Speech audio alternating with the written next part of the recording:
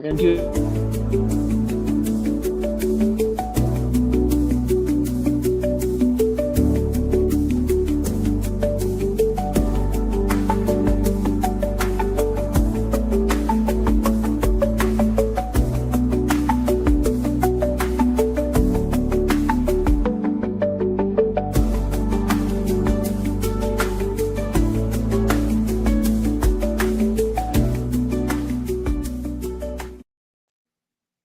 Hello and welcome to the Professional Artist. This is Echo Chernick, and I am here with Tom Wood, and we are live on United Public Radio 107.7 and on my YouTube channel, which is YouTube/Echo Chernick. Tom, how you doing? Thanks for joining me. Good, Echo. Thanks so much for having me on your show. You was telling me about it out in Hollywood, and I just when you invited me, couldn't wait to get on here and. I know. I felt like I haven't seen you in so long. It's been what, a week? Yeah. So we're both. A week's too long. I know. We can hang out and I can shoot the shit with you every day. It's a good thing we don't work in the same office. We wouldn't get anything done because we really wouldn't get bullshit. So yeah, we're both judges at Illustrators of the Future. So we both were down in Los Angeles last week, and having a great time with all of the young winter illustrators, who I'll have on the show as well eventually, which is really good practice for them to get on and talk about their work and stuff. So, but today we're going to talk about your awesome portfolio. So. Oh, okay.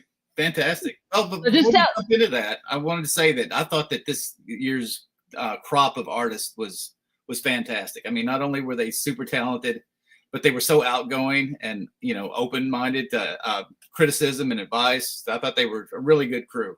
Oh, I liked this year's group. They were just really excited to be illustrators, and they really wanted to they're so full of questions, wanted to learn all about illustration and the industry. And I don't know if you got as many questions as I got, but I was constantly. They would hang out with me after the different workshops, and none of them just went back to their rooms and chilled or hung to themselves because they were intimidated. None of them seemed to be intimidated by us like in years past. Oh, no. They were more than happy as pigs to just hang out and ask question after question after question. So it was refreshing. It was good. So this is the Illustrators of the Future contest, which you can look up online at illustratorsofthefuture.com. And it's specifically set up for illustrators and writers. There's a writer's part of it too. That is specifically set up to launch careers of young artists, and it's just absolutely awesome. That's why I've been involved for like 9 years now. Wow. And you've been on for what, 5 years? 5 years. 5 years this year. Yeah. Wow, 5 years this year. And that's what's the best part about it, is it's really helping people's careers get launched. And you get to you come down to Los Angeles and hang out with us if you win, and get your book published in a New York Times bestseller. And it's just an awesome thing. And we get to go to LA and hang out. It's fun. That's true.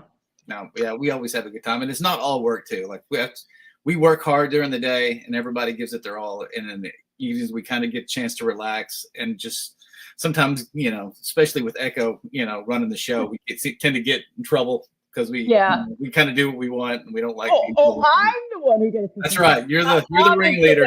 No, Tom's the bad influence.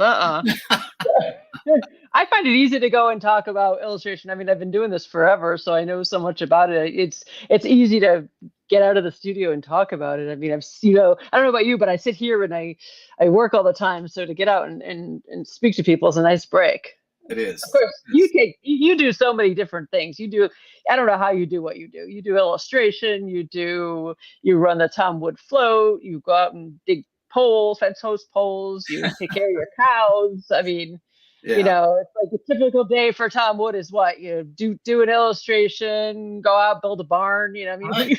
Yeah. Or just check the baby. Of course, right now it's calving season. We've got like 50 baby calves right outside this house that are just running around like crazy. So and of course the fields are all green. Everything's in bloom right now, and it's just gorgeous out there. Other than green, but yeah. I don't know how you get any illustration work done. You must be so fast doing your work. Well, it depends. You have some things that are some projects that you already know. As soon as they tell it to you, you've got it in your head. I know exactly how I'm going to do this. I'm going to do this, this, and this, and use this technique, and it's great. Sometimes they'll give you a project that's so out of left field, like, how the shit am I going to do that?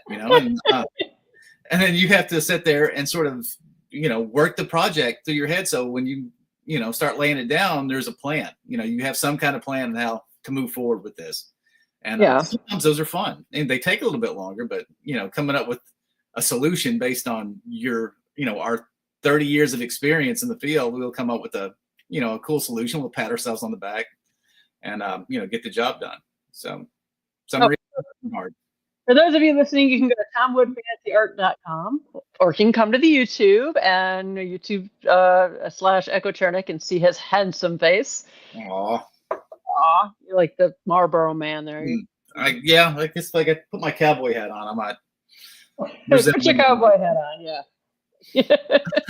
But one thing I like about talking to you, though, is that you have a similar background to me. Is that you did a lot of advertising illustration work. Yes, yeah, I do, and that's really still the bread and butter of Meridian Design Works, because when I left licensed sports and I went into Meridian and started Meridian, it was so many ad agencies around in Connecticut that I was able to utilize my location and just go out and hit a lot of these places. And once I had a nice following or a client list on ad agencies, I was able to move back to Arkansas and just do it over the internet. But that was 20 years ago. That was before anybody was working at home. I just didn't want to, start a family in an apartment complex in Connecticut. I wanted to come back out to the country and do the whole country living thing. And it worked out really good. But yeah, you're way out in the country. Oh, I am. I'm 2.5 hours from any major airport. So, and that's the biggest challenge for the float is they say, where can I fly into? And I'm like, well, Little Rock, St. Louis, or Memphis. It's all about 2.5 hours away. So, all right. You have to tell everybody. Assume that people that are listening don't know what the float is. So you have to tell people all about what the float is and what your work that led up to the float. So, okay. What do we want to start? Are we going to start from the beginning, or do we want to talk about the float now and then do a flashback to the beginning? We'll start from the beginning and then we'll circle around to the float. Okay, great. Give us your history and your history. Do we have enough time on this thing? Because it's a lengthy history. History. Yeah. I'm from rural Arkansas, which here in Arkansas, my class was like 12 kids or 15 kids in kindergarten. And little country school, everybody was poor. All of our parents were farmers. And I always wanted to draw. I loved watching, at Saturday mornings, I'd watch Land of the Lost, and dinosaurs were really cool, and they were scary. They were scary. So I loved just sketching dinosaurs. And then when I got into kindergarten, high school, I was drawing, the shark from Jaws and anything that was scary. And the kids, the other little kids would just come and watch me draw, and that was cool. And in first grade, I had drawn this underwater scene, and everybody else that was still doing figure eights with a flat tail for the fish. I was drawing complete fish with gills and dorsal fins and complete seaweeds with treasure chests. And this was in first grade. My teacher was so enamored of the piece. She brought me to the front of the class, made me show it off to all the other students. And they were, they really didn't know what to say. But my teacher really wanted a lot of attention on it. So she hauled me into second grade and stopped their class and made them look at my artwork. And I'm like, this is pretty cool. And I think I want to do this for a living. So it was in first grade that I said, I'm going to be an artist for a living. Yeah. Wow. That was early on. It was. But the challenge was, okay, I want to be a professional. I have no idea how to get there. There was, no ad agencies. There's no, well, that was first grade. So, that's right. I was thinking, I was reading a lot of comic books and throughout grade school and middle school. So I was like, I'll probably be a comic book artist, but I have no idea how to get to New York to do something like that, or even submit my artwork, which could not have even come close to passing, back then. So, in 11th grade, I started doing political cartoons for the Batesville City Guard, the local newspaper, which was a local bigger town. And they had a newspaper. So I started doing all the political cartoons for them, which was my first professional gig. And then I was working at the grocery store. I was doing all the, Red Delicious Apples, 99-cent banners, because, I could write and do, little pictures and stuff. So I was getting paid to do that. And I even tell people now, students now, and other artists, like, just get a job where you can do your art. I know it's cool to go out and be a bartender, but after you, like, blow through all your energy for the day, to come home and try to put that same kind of energy into a piece, I don't know how they do it. And it's just hard. It's a struggle. So if you can get a job just doing artwork, my first job, of course, I went to the University of Arkansas and was studying design and illustration. And a job opportunity came up in Memphis. It was for assistant art director. And this was like a $9 million printing company. And they was doing screen printing, but they were doing, they had their own line of shirts, and they were doing a lot of work for Federal Express and some other companies. So I went to work for them, and they had just started their own licensed sports line. And I was there for about 3 months, and they were paying me $14,000 a year. That was my it was 16 as my starting salary. And they were working me 90 hours a week on salary. Oh God. So yeah, I was averaging about $2 an hour. But anyway, it was cool because I started learning so much. I was getting so much practice, and they would hire other artists.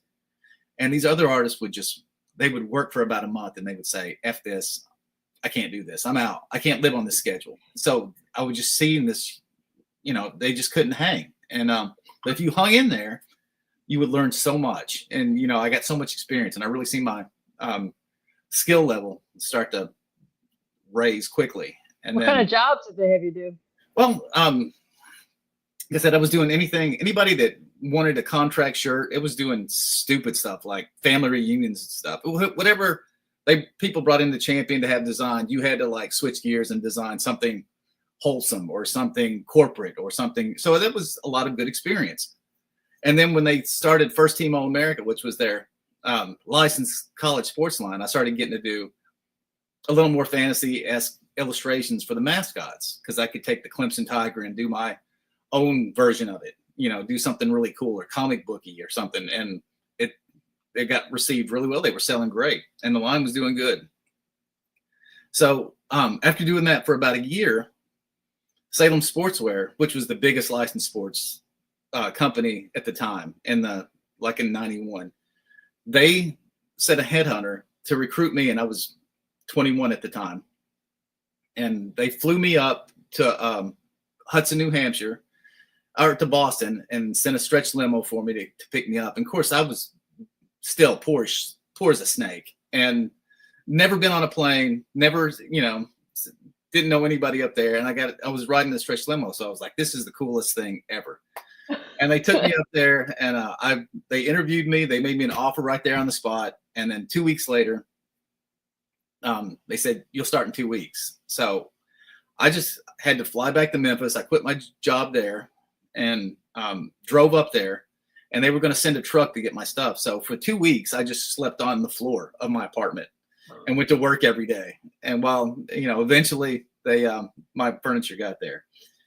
But that was fine. I went into this art department that was so stacked with talent, and all of them were more technologically advanced than me. Salem had money. Champion didn't have money. We had like a Mac 2CX that could barely even open Photoshop with a hard drive of 500 megabytes.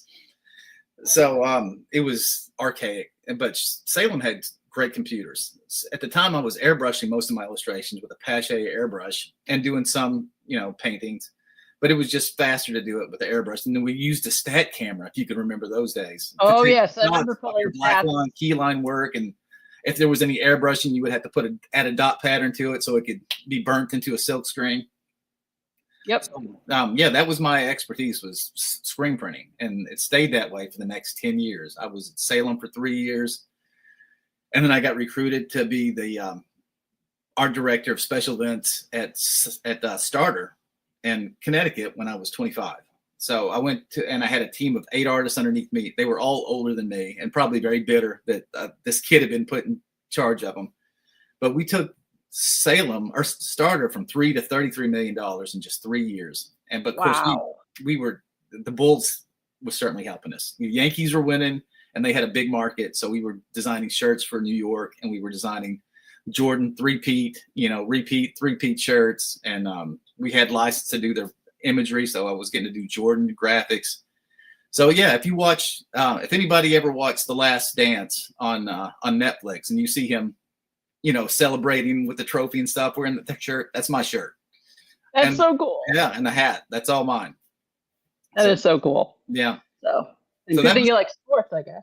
Yes, yeah, I was into sports. Of course, there was nothing else to do in Yeah. Charlotte, Arkansas. There was basketball in the winter, and there was baseball in the summer, and you just did that. If you didn't do that, it was just you were in trouble, or you were just drinking. So sports was a good way to keep me focused, and it also, I think, it was a huge help with the discipline when it came to artwork, because even to this day, I've never missed a deadline ever, and that's kind of built my reputation of whatever it takes to get it done, as late as it takes. If I agree to it, even if it was a mistake, I'm getting that project done on time every time.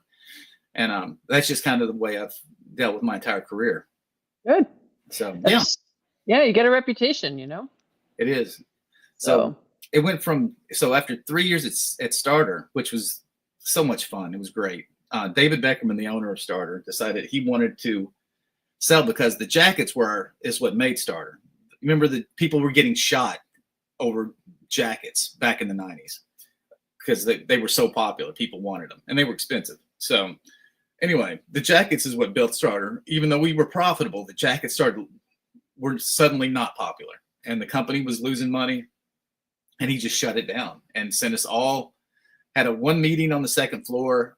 And of course, I think I was 28 at the time, announced that he's shutting the building down, and we're all free to go. And they escorted us out. We went back to our offices. I packed up everything I could, even stuff that wasn't mine. And because I had this collection of NFL helmets, so I just piled them in the boxes and brought them with me, and went home and started Meridian Design Works. And luckily, because not only the artists were let go, all the salespeople and marketing people were also let go, and they went to the surrounding ad agencies. And since they knew I was the art guy at Starter, they all turned to me and started sending work from ad agencies to Meridian Design Works. So it took off very quickly.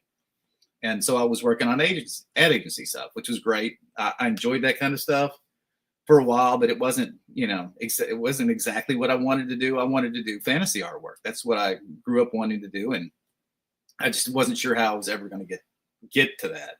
Yeah. I remember you saying you wanted to do fantasy art, and the more sports stuff you were working on, the more you were like, I'm never going to be able to do my own stuff. Yeah. It was kind of out of the, realm of possibility. When I was 9, I'd seen that Frank Frazetta piece called Death Dealer. In fact, for those who's not familiar with the Molly Hatchet album, this is what I seen when I was 9.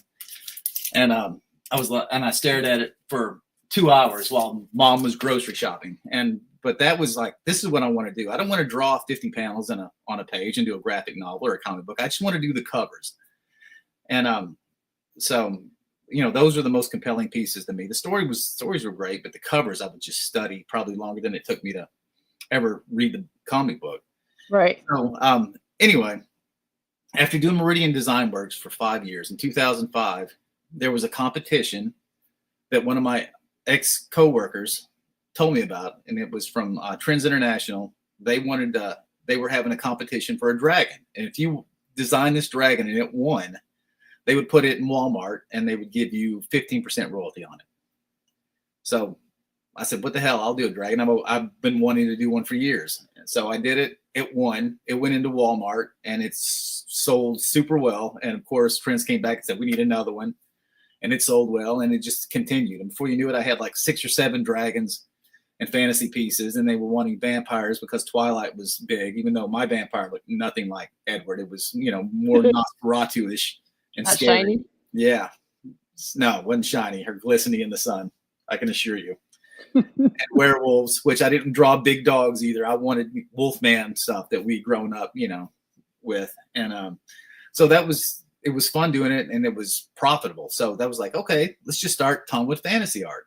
And so I started that website up and started selling prints on that. And before you knew it, I was doing calendars and starting to do shows. I wrote a book called Hellfire, Plague of Dragons, and it was published by Perseus Books and Running Press.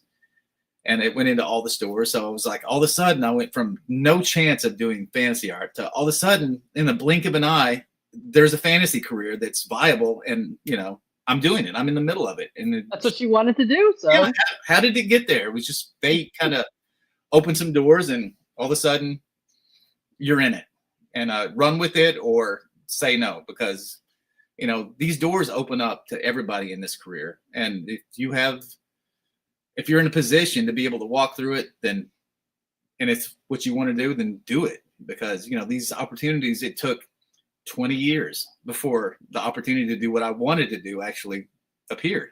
So, and I've been doing it for 15 years now. I always consider anybody that calls me up with a job, I always, consider and hear what they have to say, because you never know where that's going to lead.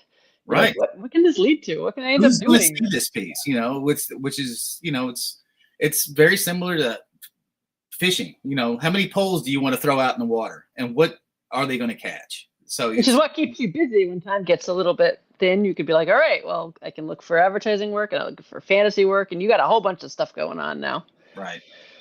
I do. So, and then your big pieces that you got for was it for Hot Topic first? Oh yeah, okay. After doing the fantasy art pieces for a while, one of my other ex-coworkers from Salem Sportswear called me up. Now she was my manager back in those days, and I was doing mascot illustrations. That's what they hired me from Champion, is because they like my mascots. But when I drew mascots, they were very aggressive and a little sinister. A little scary. Yeah, they were kind of scary. And CLC, which is college licensing, and NFL, NBA, they would always push back, and they would send back the Duke Blue Devil, and like, wow, he's way too evil. He's too sinister, too aggressive. And I'd have to tone him back. And so I got a reputation for doing sinister looking graphics. I get too sexy. You get too sinister. So less sexy. Yeah, I thought they were sexy. I mean, they definitely were muscular, and if they were humanoid, they were muscular, and if they were dragons, they were very vicious. That's the way I liked them, because I would, to me, dragons were scary. I mean, they were like they wiped out an entire army. They weren't friendly, and what was that one movie that had Sean Connery do the voice of, like, Dragonheart? I think it was Dragonheart. Yeah, noble and intelligent. I'm like, I just don't see it. I like it better where they might listen to you, but chances are, if you approach them, they're going to kill you. Just like then there was a movie that was called Dragon Slayer back in the day, and that was my idea of a dragon. There was something to be feared, and if you had the balls to go try to kill it, then you were a hero. So anyway, like I said, I had my manager call me up. She had left Salem Sportswear and was now working for Live Nation, and one of their biggest licenses was Insane Clown Posse, which they were doing a lot of business in Hot Topics and in Spencer's. And they said, hey, this line would be perfect for you. You can get as sinister as you want. The fans would love it. We want all 6 of these Jokers from this on a shirt. And they showed me examples, and I'm like, I think I would rather just do one shirt for one Joker. Let me focus on one Joker, and then if it succeeds, and if it's received well, they'll buy not only that one shirt, they'll buy the entire collection of shirts. So instead of one, they'll get 6. And I'm like, that we've tried that before, it'll never work. Anyway, they let me go ahead and design it, and it wasn't for a lot of money.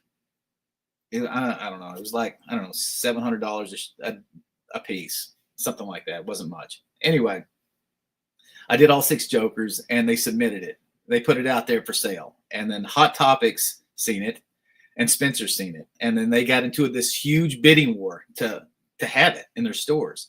Well, fantastic and sinister, very sinister, definitely. Yeah, oh yeah, very sinister. And they so Hot Topics edged out in this bidding war, and they took that entire collection.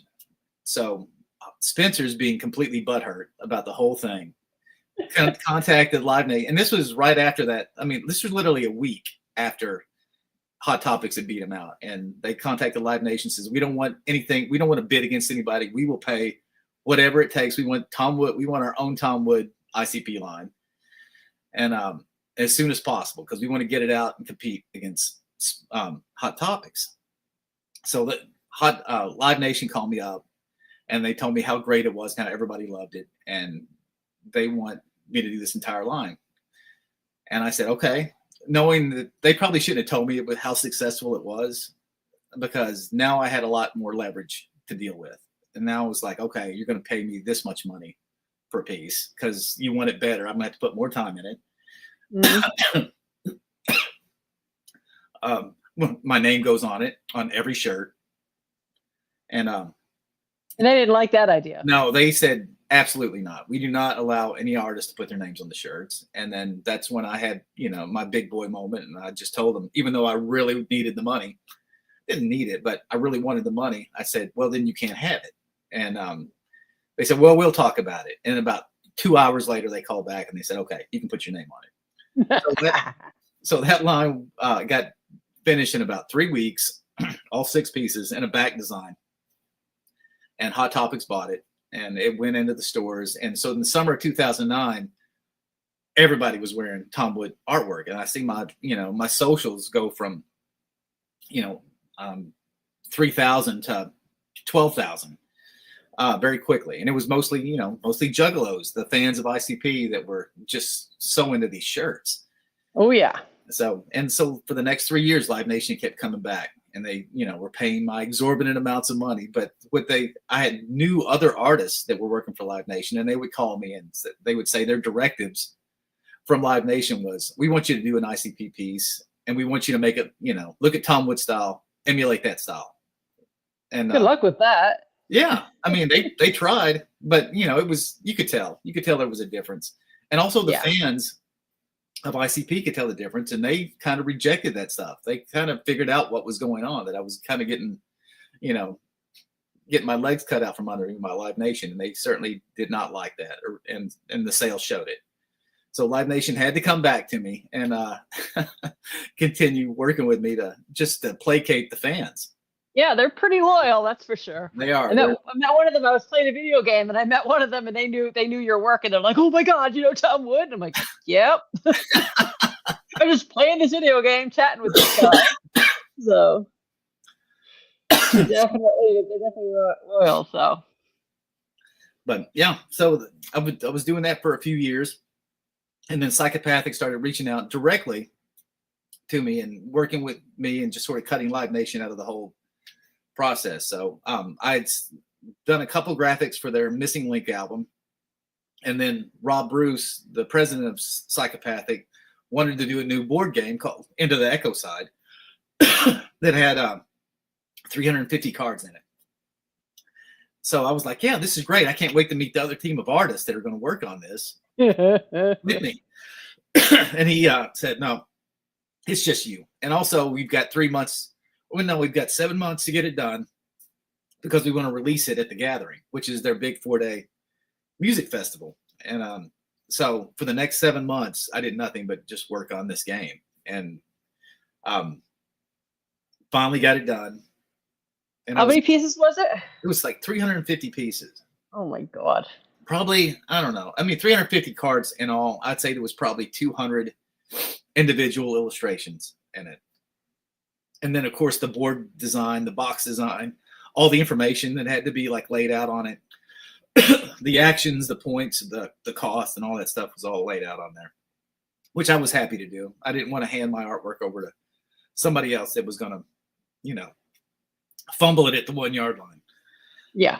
So anyway, he invited me out to the Gathering and to sign autographs and sign the boxes that were being sold. And I just, excuse me, met those people, and they were so nice and they were so appreciative. Several of them were wearing my shirts I had done over the years, and it was just a great experience. And so I did that for a few years, and when 2020 rolled around, go get a glass of water. You need to drink water? I'm about to. And when 2020 rolled around, COVID hit, and there was no Gathering. So I had made so many friends there and had so much support in that community. I said, let's do a float, because we can socially distance outside on beautiful Spring River. You can come see where Tom Wood lives. And we had 60 people show up to float the river. And it was great. We all had a great time, and it was free. So the next year I was going to do it those again. Those are on rafts and things, right? For those rafts, canoes, kayak. Yeah, and we had not everyone knows what a float is. Yeah. So yeah, we So I grew up on Spring River, so that was one of my jobs in high school was hauling canoes for my uncle, because he had his own. They had their own campground. My family did, and Yeah. so I worked down there in the summers, and I floated that river a million times and loved it every time. So Yeah, the rivers there are slow enough moving. You just kind of sit there and yeah, there's little waterfalls and chutes, but there's nothing dangerous. You don't have to wear a helmet or anything like that when you go down it. And most people go down it just drunk as skunks, which is great. So I was like, the Juggalos can do this. I mean, they're either drunk or high or whatever. They're always having a good time. It's perfect for them. It'd be great. So anyway, yeah, it was the first one was great, and then my uncle was kind of nervous about Juggalos. Of course, they have a reputation of getting in trouble and whatnot. So he did not said no music, no performances, and then the other Juggalo just kept badgering me. I'm like, can we just jump up in the back of the truck, put a couple rappers up there, and let them perform? And he finally allowed it, and they did it, and people loved it. Even people from the other campgrounds were coming around and watching it. So the next year we just pushed it a little bit further, and it went from 60 people to 150 people the next year, and from 150 to 400 people the next year, and it just kept. So now there's around 1,000 people that show up every year and do the float with me, and it's just a huge time. It's usually on Labor Day weekend, but you have to change it this year, right? I did because the gathering got pushed back later in August, which only give 9 days. If you go to the gathering for 5 days, you are worn out and you're broke by the end of it, which didn't give them a lot of time to prepare for the float. So I moved the float from Labor Day weekend to June 19th through the 21st this year, and that's good. Yeah. So it's on the summer solstice, so we've got the longest days of the year for the float. It's going to be fun. Yeah, it's going to be great. So, yeah, one day I'll get out there to check it out and see you. So that sounds fun. You should. It'd be a good time. Are you coming to Vegas by any chance? The licensing show? Not this year. Maybe next year. Just too busy, huh? Yeah, just too much going on. But maybe next year I'll go. I went a couple years ago. Hi, Aiden. Aiden says hi. Hi, Aiden. So, I went a couple years ago. You were there. Were you there? I was there. Yeah, you were there. Sorry. And then I haven't gone yet. I haven't gone since then. So, but maybe next year I'll go. So. Yeah, let's hope so. But anyway, I'm sure I'll see you at the Writers of the Future contest and Illustrators of the Future contest next year. Are you going to continue judging that, or do you see? Good. Yeah, good. You're good at it. So yeah, you have to come next year because you have to be the bad influence. Somebody needs to be a bad influence. You got to show these young artists that it's not all work. You can have fun doing this thing too. You're gonna bring your daughter next year. I've been lobbying. When I got home, I definitely told her that you're more than welcome to come, and she's an excellent little artist too. And I said, you not only should you come, but you should submit some artwork because she's not little. How old is she? She's like 25. No, she's 24. 24 now. So, yeah, little artist. She makes it feel like she's 6. I know she's always going to be 6 in your eyes. So yeah, she's a professional artist. She's an art director at an ad agency in Fayetteville now. So yeah, she's doing great. That's crazy, right? Yeah, you like to see them follow along in the family footsteps. So, how about you? Do you teach art? Any other artists or anything besides Illustrators of the Future, or just? No. Sometimes I'm asked to come down and present at some of the local schools, and I'm happy to do that. And I'll judge. If they're having their year-end art contest, I usually get asked to come judge that kind of thing. So that's cool. Yeah. You do other local events, or do you what other events do you do? You don't do a lot of shows, do you? No, I used to do a lot of Dragon Con. I used to do a lot of Wizard Worlds back in the early 20-teens, and then when the Gathering started doing the Gathering shows, I kind of weaned off those because the Gathering was my biggest show by far, and it was just fun. It was easy. I didn't have the Larrys and the Echoes and the Dan DeSantos to compete with, at those shows. So, big fish. It's right. So it made it, yeah. And Larry Elmore is what I'm talking about. But yeah, I didn't have to compete with so many artists. When I got to there, I was certainly the Frank Frazetta of the Juggalo community, and it was just easy. And I could just show up and just sell all day, and it was just a huge line the entire time. It was great. Oh, that's fun. Yeah, You still do the gathering? I do. At least I'm doing it this year. We'll see what happens in the future. But yeah, as of now, I'm definitely planning on doing the gathering this year. You gonna come back to Dragon Con? I'm thinking I should be talking to Emily or somebody about them getting me back into Dragon Con, because it's usually like a year-long wait or a several-year wait to get back in. Now that I've relinquished my spot every year, trying to get back into it may be more difficult than I think. But if I can get enough people to, support me, or, It's a good show. That's in Atlanta on Labor Day. So usually you couldn't go because of the float, but now exactly. So we'll get to hang out again. Yeah, that'd be awesome. Dan goes too. So Dan Dos Santos goes usually. So is he in the artist alley, or what? Yeah. Where is he set up? Yeah, he's down in the artist section, which is in a different building from the exhibit hall. I'm in the exhibitor hall on the second floor, and he's down in the artist area. So I don't get to see him that much. But that's where I was always at. I always went to the exhibit area and did it there because it was so much more traffic. I think there still is more traffic there, but the dedicated people go to the artist area too. So if you're shopping for artwork, then go to Artist Alley, and those are a lot of the the big clients. I don't know where you would benefit more, because you also have a lot more, the crossover crowd with the juggalos and everything. You might do well in the main hall instead. Yeah, because they may not be like, hey, I'm gonna go look for art. That's true. But so hey, Aiden, do you have any questions, Aiden, for Tom? How you doing? Let's see if he's got any questions. So in the meantime, what do you have? Do you have any advice for artists, upcoming artists? Well, I think one of the main messages is just perseverance and practice. They all seem, a lot of the winners that we had this year have all that down, and they were willing to, put out the effort without pay to put together pieces to show. It's about sacrifice at first. And, you got to be willing to continue honing your skills and mastering your craft and getting better all the time, because, it's hard. It's a dream to do this for a living. And if you can make it, it's a good life. It's given me an amazing life, and I've got to meet so many wonderful people and got to work on so many interesting projects. I can't imagine doing a real job for a living. I mean, can you? That would be a nightmare. No.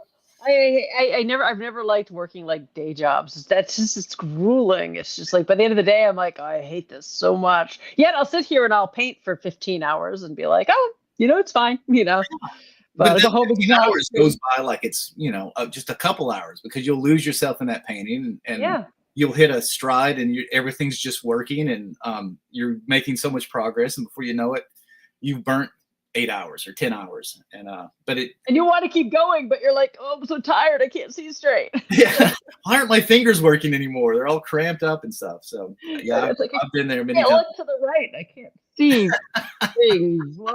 Why am I so tired? But I want to keep working. So especially as you get older, all of a sudden your body's like, no, you should stop now. You're like, but I won't stop. I want to keep going. But that's great advice. Just keep pushing forward and try to find a job. If you're going to do a job anyway, try to do something in the art field, whether it's screen printing or some kind of newspaper where you could at least have access to some technology that you can't afford as a young person. Use their computers to learn Illustrator and learn Photoshop and InDesign and some of these 3D programs.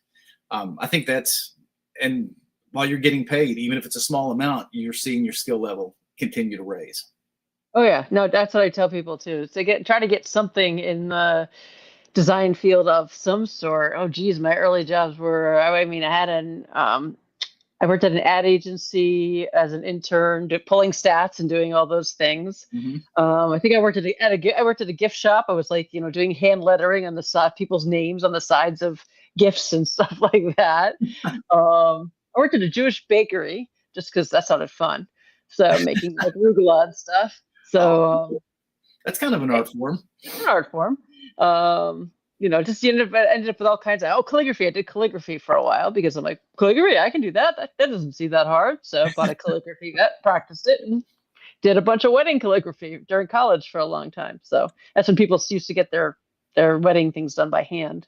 No. And a question for you, like when you were young and you were being faced with these projects that you've never done before, was there anything that they ever put in front of you that intimidated you? Like, I don't know that I could do that. Or I don't know how to do that. Really? Oh God, yeah. Oh yeah. Oh, all right. So when I first when I first started, I was doing everything. Well, not when when I first started doing my commercial artwork, I was doing everything in Photoshop, mostly doing all my paintings, all my posters in Photoshop, and I got hired for my first major big job, and that was for Trek Bicycles to do a Trek Bicycles. They wanted a poster celebrating Lance Armstrong's 4th or 5th consecutive win. And this was a big poster, and it was really cool. It was the biggest job I'd ever gotten. And I was like super excited and super nervous. Like, on the phone with them negotiating. It was more money than I'd ever asked for like any job. And I get right to the end of it, and they're like, "Oh yeah, and it's going to be vector, right?" And I'm like, "What? Well, shit. No, I didn't know vector. I didn't know Illustrator at all." And I was like, "No, it's going to be fun. Well, we really need a vector." And I'm like, "Well, you can't make a painting in vector." I mean, nope, they needed it vector. And this was right after right at the very end. I didn't know it at all. I didn't know Illustrator at all. And if you know anything about Illustrator, the learning curve in Illustrator is like right up a hill. And so I had to so Last is waving at me that he's like, "I taught you Illustrator." So literally I had to learn like Illustrator in like a week. I had like a crash course in Illustrator, and I think we were moving at the time too. And I had to like learn Illustrator and do this huge poster that I really didn't want to screw up because it was a big job. But I was like, I have no idea how the fuck to do this. I don't know how to do Illustrator. I'm sitting there trying to learn how to do Illustrator. And if you tried that, it's not, Illustrator's like you get in there with those vector tools and you're like, what the hell's going on with the handles and the shapes? And I don't know how to get. By the end of that poster, I was a master at Illustrator. So, oh God, that almost killed me. So, but well, how would you? I can't imagine you doing something in a painting of your style that has those amazing gradients and transitions and colors and stuff like that. And how do you do that in vector? Because the gradient... a lot of my pieces are vector. They're either vector or they're half vector and half Photoshop. I glaze in vector. I abuse the hell out of it. I actually I'm like the only person I know that glazes in Illustrator. I like put like layer over layer over layer of gradients and then like have them go over each other. And I'm a very abusive person when it comes to programs. As always jokes that there's a pop-up window that is specifically for me. It just says "fuck you, Echo," because it's like I'll have 10 million objects in this file, and it's like, why'd you stop working on that poster? Because my computer couldn't handle it anymore. It was like, no, you are out of RAM. You are done. This poster is done. There's no more RAM. There's no more memory. Done. Oh my God. Oh yeah, if you look at my line art in Illustrator, you didn't know most of my posters are vector. Are you serious? A lot of them are vector. Oh my God, no! It seems like it would take so much longer because not only, let's say you had the shadow of this arm texture, and then you have to shade this, the separation from the bicep and the shoulder. That's a certain kind of gradient that you're going to have to custom make every time.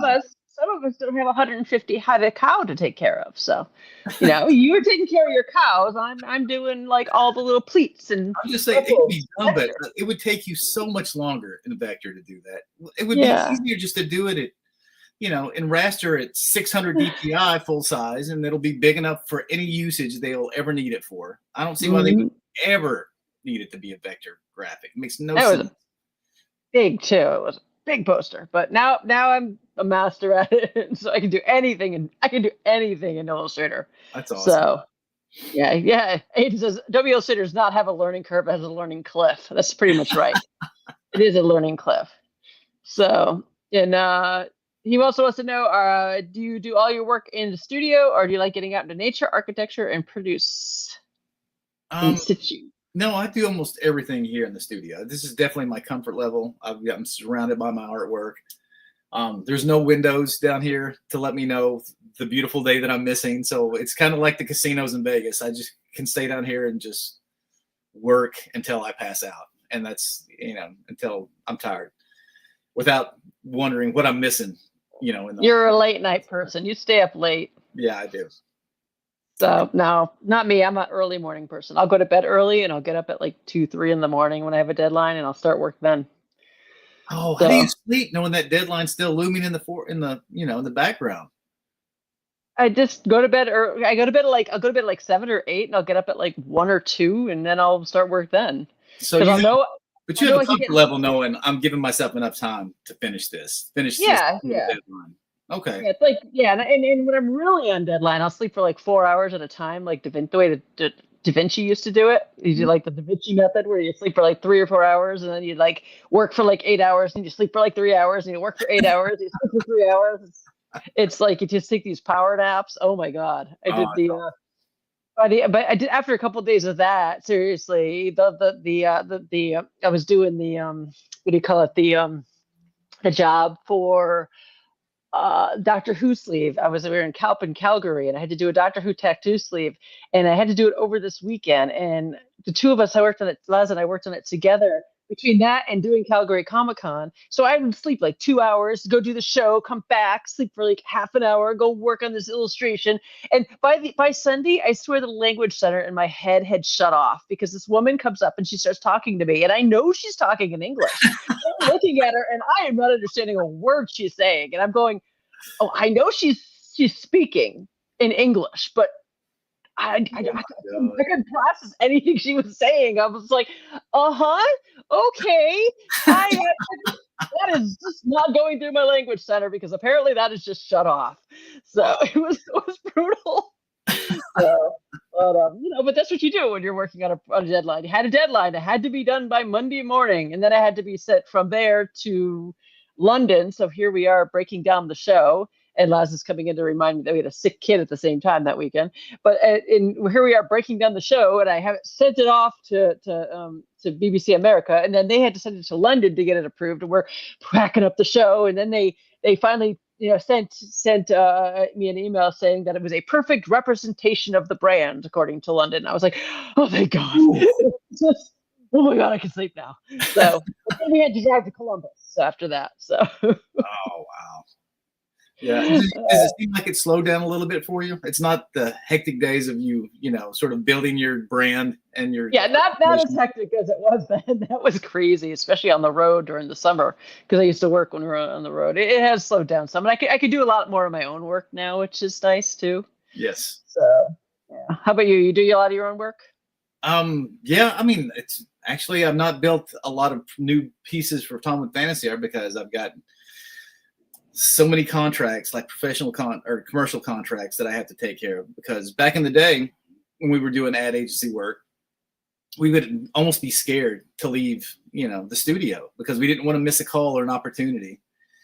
Because we all know that if they can't get you on the phone call, they're going to go down the list to the next artist, and they're going to call them. And if they kick ass at that project, then they're probably going to go to that person first next time. You don't want to lose that client. So you were always scared that you were going to miss out if you ventured too far away from the studio. And that was no way to live. And but now, my model is more of I sign yearly or annual contracts with companies to do their artwork. And I know this is what I'm going to get paid a month from this company. And just, and you don't have to work for just one. You can like stack them up. You can have 2 or 3 companies giving you, nice contracts. That's so much easier. Yeah. They have you like a retainer, like a lawyer. Exactly. So that's a much more sane model, trying to, as far as longevity in this thing, because what I was doing before was just, would just burn you out. So, yeah. So did they give you like a list of what they need for like the whole year?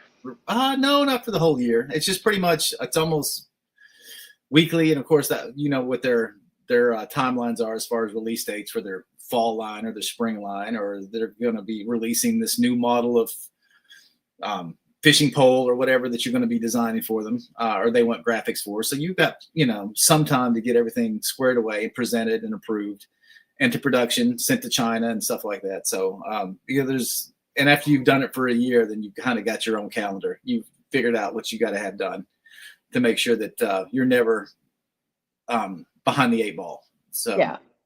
it works out. Now, what do you work mostly digital now? Yes. Yeah. In what program? Photoshop mostly. When it comes to illustration, it's definitely Photoshop. When it comes to all the accompanying graphics around it, the typography and stuff like that, that's all done in Illustrator. Yeah. Because when it comes to licensing, I can do a piece that's poster size, but if they want to reformat it for a beach towel that's much longer, it's much easier to change your canvas digitally than have to rework something that's traditional and make it work for that. Right. So digital is much easier. Not only do I do illustrations, but I also do lots of logos for companies, which is a nice change of pace. You don't want to. I get bored doing just super realistic basketballs or dragons or soda cans and shit like that. It gets monotonous. So having something that's ultra simple, and the more simple it is, the better it is. Like a good logo. That's just refreshing to do every once in a while. You have so much depth in your pieces. I mean, you have everything's like 3D and coming at you and everything. I don't know how you do that in Photoshop.